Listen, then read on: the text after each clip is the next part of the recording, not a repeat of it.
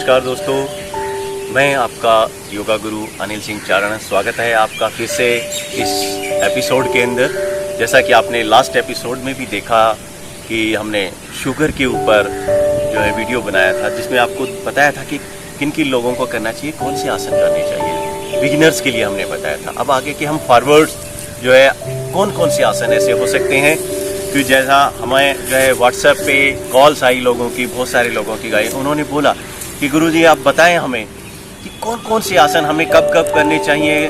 जैसा कि अभी लॉकडाउन का पीरियड चल रहा है तो घर के अंदर बैठे हुए हैं, और खाना जो है किस तरीके का होना चाहिए, दिनचर्या क्या होनी चाहिए, कब कब कर सकते हैं, कितना टाइम ले सकते हैं उस आसन को करने में, और योगा करने के कितने देर बाद हम खाना या कोई भी खाद्य पदार्थ हम ले सकते हैं। तो आइए अब हम उसके ऊपर भी चर्चा करते हैं कि हमने जो बनाए हैं 7 पोस्चर दोस्तों, हाँ 7 आसन हमने स्पेशली जो है इसके शुगर लेवल को क्योर करने के लिए बताए हैं कि भाई 7 कौन कौन से पोस्चर हैं, वो मैं अब आपको करके भी दिखाता हूँ किस प्रकार से वो किए जा सकते हैं और उनके बेनिफिट्स क्या हैं। खाली शुगर लेवल को ही क्योर करने के लिए नहीं, दूसरा उन अलग बीमारियों जैसे जो है बीपी को भी क्योर कर रहा होगा, वो ओबेसिटी है उसको भी, टमी को भी कम कर रहा होगा, और भी बहुत सारी प्रॉब्लम्स को क्योर कर रहा होगा। लेडीजों की कुछ इंटरनल प्रॉब्लम्स हैं उनको भी वो क्योर कर रहा होगा। तो आइए अब हम स्टार्ट करते हैं बाकी के आसनों के साथ। ज़्यादा समय ना लेते हुए आसन की शुरुआत करते हैं, जिनमें सबसे पहला आसन हम करते हैं पश्चिमोत्तान आसन, जिसमें कि जो है शुगर लेवल को तो खास करो क्योर कर ही रहा है, साथ में आपका जो पेट भी कम करेगा और कॉन्स्टिपेशन को भी ठीक करता है, पाइल्स की प्रॉब्लम को भी वो ठीक करता है। तो दोनों पैरों को आप इस प्रकार से सीधा कर लीजिएगा। दोनों पैरों को ऐसे एकदम सीधा करने के बाद में अब श्वास लेकर दोनों हाथ ऐसे ऊपर ले जाएं। श्वास निकालते हुए नीचे आना है, दोनों पैरों को पकड़ करके, और घुटनों पे सिर लगाना है। दोस्तों घुटने नहीं उठने चाहिए। कुछ लोग जो है इस प्रकार कर लेते हैं, ऐसे नहीं करना।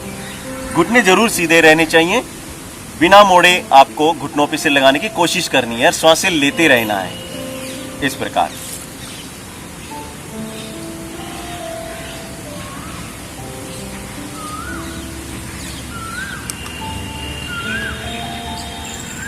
और इसी प्रकार वापस आना है, आंखें बंद रखनी है, और आसन को खत्म करने के बाद रेस्ट भी करना है। हर आसन के बाद आपको रेस्ट जरूर करना है, ताकि हमारा शरीर, मांसपेशियां फिर से ऊर्जामान हो जाएं, एक नई एनर्जी क्रिएट हो जाए हमारे शरीर के अंदर। तो ऐसे आप ये दंडासन में, जब आसन 4 तरीके के आसन दोस्तों किए जा सकते हैं। खड़े होकर कर सकते हैं, बैठ करके कर सकते हैं, सीधे लेट कर किया जा सकता है, और पेट के बल लेट कर किया जा सकता है। ये 4 प्रकार के आसन होते हैं। तो हम सीधे सामने बैठ करके आसन कर रहे हैं, जिसमें पश्चिमोत्तान आसन था। अब इससे कॉन्स्टिपेशन भी आपकी ठीक हो जाएगी धीरे धीरे, और जो है पेट भी कम होने लगेगा। फैट जो है थाइस के ऊपर था वो भी कम होने लग जाता है। आपकी पाइल्स की प्रॉब्लम, मस्से की जो प्रॉब्लम होती है वो भी ठीक हो जाती है। माताओं बहनों में जो है आपकी मेंथली जो प्रॉब्लम होती है वो भी ठीक होने लग जाती है, जिसे मासिक स्राव कहा जाता है। मेंसेस की जो प्रॉब्लम चल रही हो, इरेगुलर हो रहा हो, ज़्यादा पेनफुल हो, ज़्यादा ब्लड आ रहा हो, तो वो भी इसे जो है ठीक होने लग जाता है। तो ये पश्चिमोत्तान आसन था। इसे भी आप जो है स्टार्टिंग के अंदर 2 से 3 बार करें।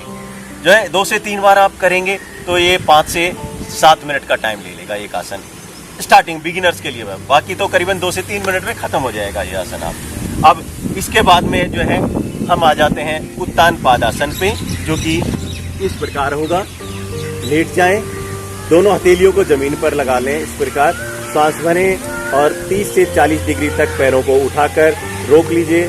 श्वास रोकना है, जितनी देर पैर रोके उतना ही श्वास रोकिएगा।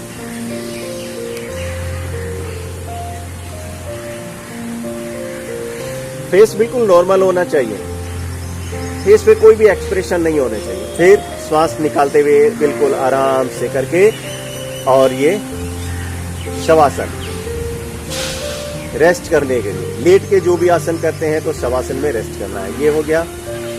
अब दोस्तों इसके बाद हम कर लेते हैं हलासन। हलासन में आप इस प्रकार लेटें, अब सांस भर के पैरों को धीरे धीरे ऊपर ले जाएं।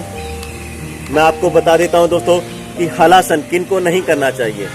जिन लोगों का बीपी हाई होगा और हार्ट के जो पेशेंट हैं वो ना करें। जब तक आपके पास कोई योगा एक्सपर्ट ना हो तब तक नहीं करना है।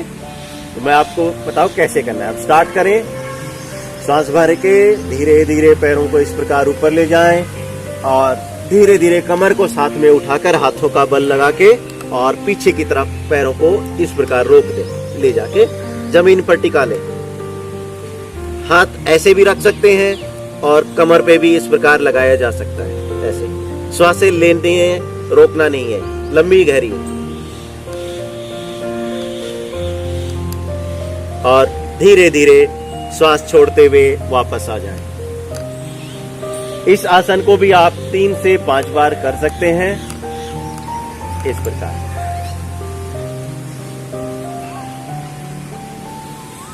ये था हलासन। इसके करने से जो है पेट भी कम हो जाता है, कॉन्स्टिपेशन भी इससे ठीक होती है, पाइल्स की प्रॉब्लम भी इससे ठीक होने लग जाती है और पैरों के जो ब्लॉकेज होते हैं वो भी इससे ठीक हो जाता है। ब्लड सर्कुलेशन फास्ट हो जाता है जिसके कारण ब्लॉकेज निकल जाते हैं। तो आइए अब हम अगला आसन करते हैं जिसमें होगा धनुरासन। पेट के बल लेट जाए इस प्रकार से, दोनों पैरों को आप इस प्रकार मोड़ लें, पैर पकड़ के दोनों पैरों के टखने पकड़ लें इस प्रकार। ना पकड़ा जाए तो जहां से पकड़ सकते हैं वैसा पकड़ लीजिए, उतना ही। मैंने टखने पकड़े हैं, सांस भर के और शरीर को खींचना है।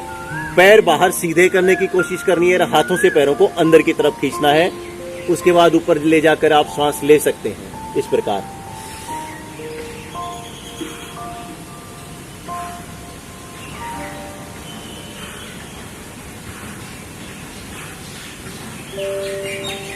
ऐसे फिर आराम से रेस्ट कर लें मकरासन में।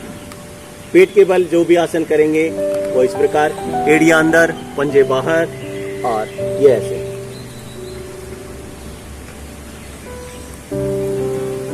ये था धनुरासन। इसके करने से जो है हमारी स्पाइन की जो भी प्रॉब्लम होगी वो भी ठीक हो जाती है। जैसा कि आपने ज्यादातर जो कॉमन डिजीज जो में आ गया है आपका लोम्बार की प्रॉब्लम जो है L1, L2, L3, L4, L5 या फिर S1, S2, S3 जो है टेल बोन की भी जो दिक्कतें होती है वो भी इससे करने से ठीक हो जाती हैं।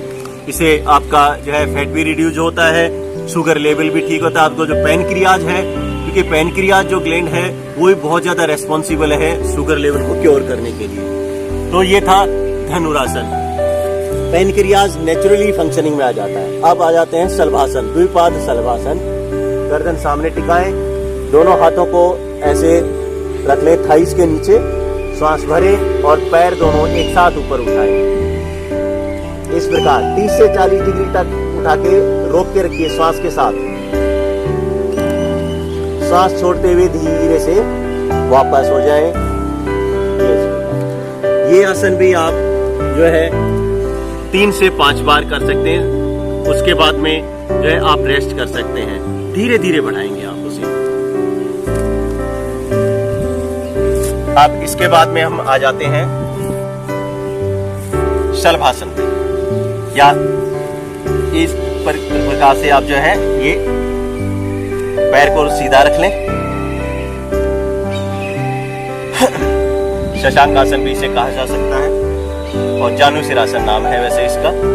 सीधा पैर मैंने सीधा किया, उल्टा पैर को ऐसे मोड़ करके रख लिया, सांस लिया और दोनों हाथों को ऊपर, सांस निकाल के नीचे आ जाएं इस प्रकार से और श्वास लेते रहें, रोकना नहीं है। 3 से 5 सेकंड, 4 सेकंड उतना ही आप इसमें ऐसे रुके रहें। उसके बाद श्वास लेते हुए वापस आएं, ऐसे ही इस प्रकार से आप दूसरे पैर से भी करेंगे। दोस्तों ये दोनों पैरों से, दोनों साइड से आसन करना जरूरी होता है। दोनों पैरों से जब आप करते हैं तब ये एक आसन बनता है। तो 3 बार ये आसन करें आप।